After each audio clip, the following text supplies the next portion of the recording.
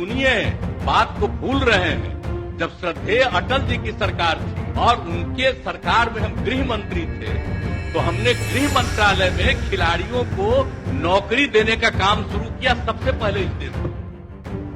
अटल बिहारी वाजपेयी आज भले ही हम सबके बीच में नहीं है, लेकिन फिर भी याद बहुत किए जाते हैं। देश में किए उनके कामों का असर दिखता है। उनके किए कामों के लिए, उनके व्यक्तित्व के लिए उन्हें बहुत सराहा जाता है। और ऐसा नहीं है कि वो बीजेपी नेता थे तो सिर्फ बीजेपी नेता ही उनकी याद करते हैं, बल्कि बात तो उनकी हर दल करता है। अपने समय में हर दल के जहन में कुछ इसी तरह से तो समाये थे पूर्व प्रधानमंत्री अटल बिहारी वाजपेयी। देश के मौजूदा प्रधानमंत्री नरेंद्र मोदी से तो उनके काफी घनिष्ठ संबंध थे। एकदम पाक साफ राजनीति करने वाले प्रधानमंत्री थे अटल बिहारी वाजपेयी। लेकिन आज उन्हें याद एक ऐसी शख्सियत ने किया है जिनका व्यक्तित्व किसी को नहीं भा रहा है। हालांकि हालात ऐसे हो गए हैं कि लोग उन्हें पलटू राम तक कहने लगे हैं। जी, बात यहाँ नीतीश कुमार की ही हो रही है, जिन्होंने पूर्व पीएम अटल बिहारी वाजपेयी को अचानक याद किया। हालांकि नीतीश ने तारीफ यहाँ अपनी ही की है, लेकिन नाम अटल जी का भी लिया है। दरअसल मौका था विधानसभा में चर्चा का। विधानसभा में अच्छी खासी चर्चा चल रही थी कि इसी बीच में बीजेपी के एक विधायक ने सीएम नीतीश कुमार से एक सवाल कर दिया।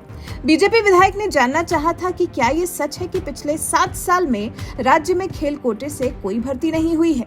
इस पर जवाब देने के लिए राज्य सरकार में मंत्री विजेंद्र प्रसाद यादव उठे, लेकिन सवाल पूछने वाले बीजेपी विधायक नीतीश मिश्रा जब जवाब से संतुष्ट नहीं हुए तो मामले में मुख्यमंत्री नीतीश कुमार ने हस्तक्षेप किया और कहा, केंद्र में अटल बिहारी वाजपेयी नीति सरकार के मंत्री रहने के दौरान मेरी पहल से खिलाड़ियों को सरकारी नौकरी दी जाने लगी। सुनिए नीतीश कुमार ने विधानसभा में बीजेपी विधायक के सवाल पर क्या कहा।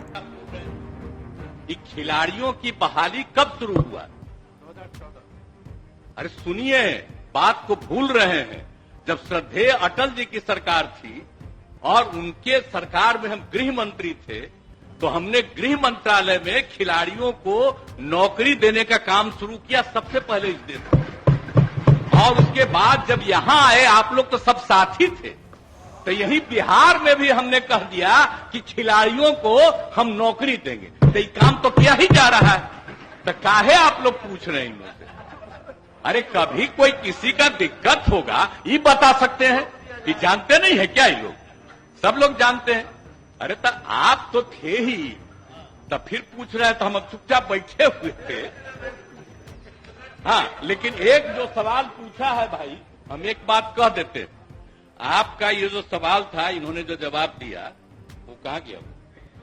हाँ, 2114 वाला भी हम आपका देखे हैं। आप लोगों की बात हम सुन रहे हैं। ठीक है, आपका सुझाव है, इस पर हम तत्काल गौरव करवाते हैं। अब नीतीश कुमार के इस बयान के क्या मायने निकाले जाएं? वो अपनी तारीफ करना चाह रहे हैं या फिर अटल बिहारी वाजपेयी सरकार की, जब नीतीश के कहने पर खिलाड़ियों को सरकारी नौकरी दी जाने लगी थी?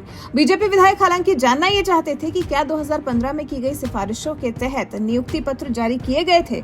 इस पर नीतीश कुमार अपनी सीट से उठे और कहने लगे कि क्या आप लोगों को पता है कि खिलाड़ियों को सरकारी नौकरी कब से मिलने लगी? उन्होंने कहा, अटल जी की सरकार के दौरान जब मैं मंत्री था और मेरे कहने पर खिलाड़ियों को उस विभाग में नौकरी मिलनी शुरू हुई जिसे मैं संभालता था। वैसे तो वाजपेयी सरकार में नीतीश कुमार भूतल, परिवहन, रेलवे और कृषि विभागों का जिम्मा संभाल रहे थे, लेकिन वो खुद को उस वक्त का गृह मंत्री बता रहे हैं।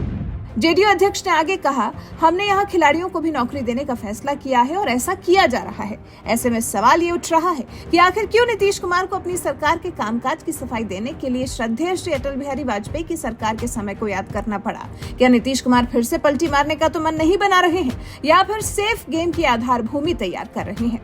क्या खेला की प्लानिंग कर रहे हैं नीतीश कुमार? ऐसा हम इसलिए पूछ रहे हैं क्योंकि आजकल नीतीश कुमार के तेवर कुछ बदले नजर आ रहे हैं।